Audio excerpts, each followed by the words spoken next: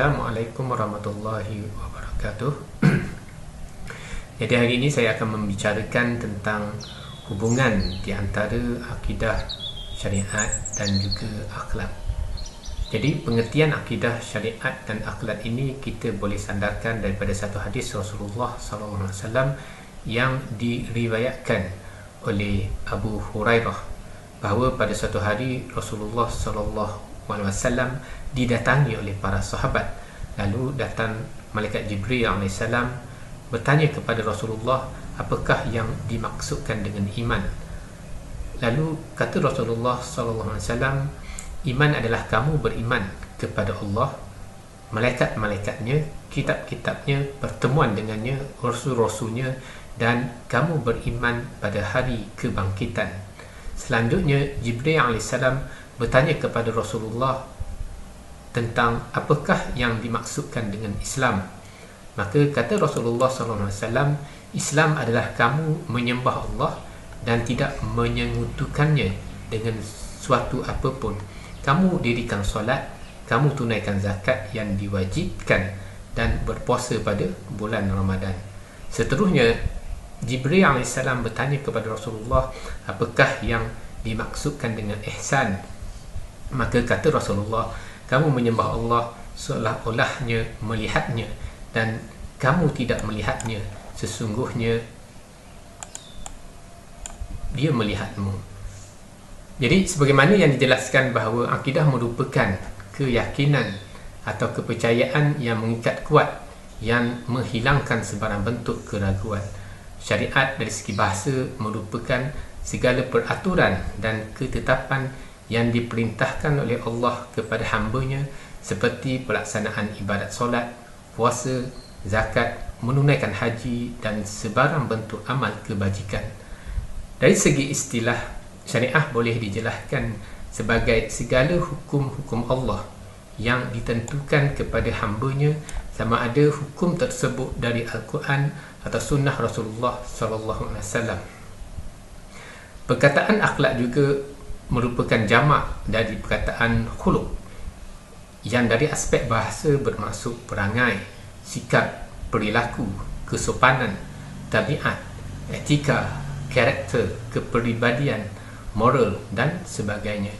Manakala dari segi istilah, akhlak bermaksud tingkah laku yang lahir secara spontan, yang merupakan manifestasi atau pencerminan refleksi dari jiwa, batin atau hati seseorang.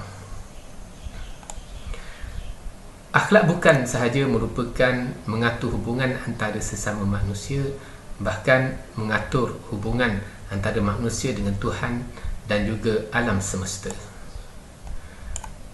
Hubungan akidah dan syariat, menurut Mahmud Shaltut, menjelaskan akidah itu di dalamnya merupakan pokok yang kemudiannya di atas dibangunkan syariat, manakala syariat merupakan hasil yang lahir dari keyakinan akidah tersebut.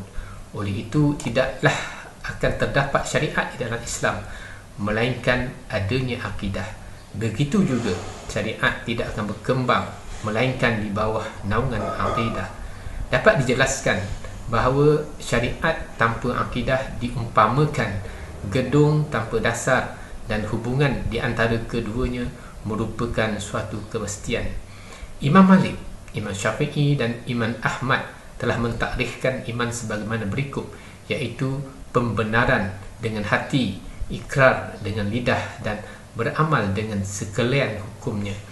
Oleh itu tidaklah cukup sempurna salah satu sahaja tanpa mencakupi ketiga-tiga unsur tersebut. Jelas sekali berdasarkan definisi yang dikemukakan oleh Imam Syafi'i bahawa keyakinan akidah terdiri daripada tiga komponen yang perlu dilaksanakan secara serentak, iaitu ikrar, amal dan niat. Justru pelaksanaan amalan inilah yang disebut sebagai syariat, sehingga iman itu mencakupi akidah dan syariat, kerana memang iman itu jika tidak disebut secara mutlak, maka ia mencakupi keyakinan dan amalan. Berkait dengan ini, Ibn Qayyim Al-Jazuri menjelaskan bahawa Pokok keimanan memiliki cabang yang banyak. Setiap cabang adalah bahagian daripada iman. Solat adalah cabang keimanan.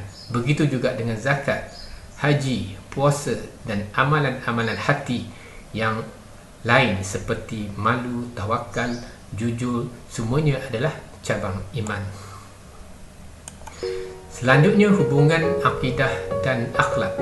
Sabda Rasulullah SAW daripada hadis yang diriwayatkan daripada Imam Muslim, orang mukmin yang paling sempurna imannya ialah mereka yang paling baik akhlaknya.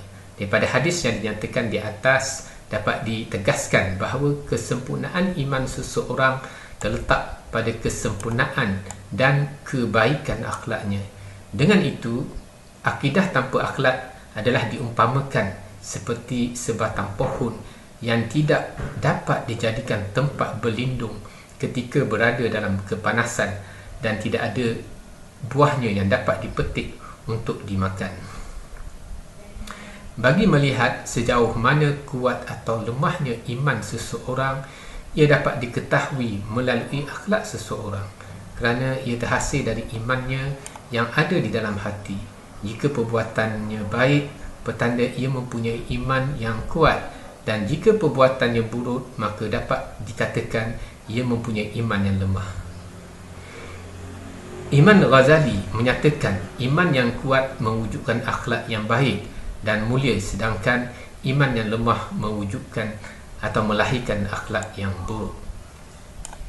Yang ketiga, hubungan syariah dan akhlak. Akhlak merupakan manifestasi dari wujudnya iman atau akidah, manakala akhlak perlulah sentiasa berada dalam bingkai aturan syariat Islam. Proses pelaksanaan ibadah harus dilakukan bertepatan dengan aturan mekanisme sebagaimana yang ditetapkan oleh syariat agar dinilai amal yang soleh dalam rangka mendekatkan diri kepada Allah Subhanahu Wa Taala. Justru syariat menghubungkan proses ibadah kita kepada Allah. Dalam kata lain, mana-mana amal di luar aturan mekanisme ibadah tidak dikira sebagai amal soleh. Ini bermakna akhlak menjadi sia-sia jika tidak berada di dalam kerangka aturan syariat. Syariat menjadi standard ukuran yang menentukan apakah suatu amal perbuatan itu benar atau salah. Syariat merupakan peraturan yang berfungsi membataskan, mengatur dan menetapkan perbuatan dan amalan yang mesti dijalankan dan yang mesti ditinggalkan. Penetapan hukum pada syariat pada asasnya merangkumi keharusan, larangan dan galakan untuk memilih yang meliputi aspek wajib, sunat, mubah, makruh dan haram. Ini bererti syariat memberi batasan-batasan terhadap akhlak sehingga praktik akhlak tersebut berada dalam kerangka aturan yang sewajarnya, sama ada benar dan salah suatu amal perbuatan tersebut.